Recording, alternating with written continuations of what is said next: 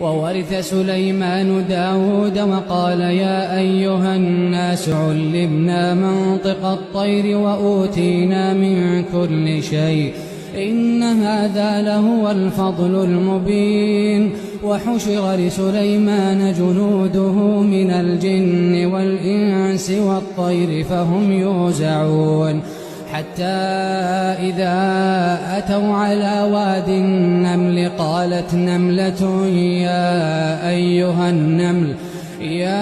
أيها النمل ادخلوا مساكنكم لا يحطمنكم سليمان وجنوده وهم لا يشعرون.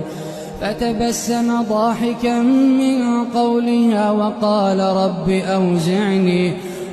رب أوزعني أن أشكر نعمتك التي أنعمت علي وعلى والدي وأن أعمل صالحا ترضاه وأدخلني برحمتك في عبادك الصالحين. وتفقد الطير فقال ما لي لا أرى الهدهد أم كان من الغائبين لأعذبنه عذابا شديدا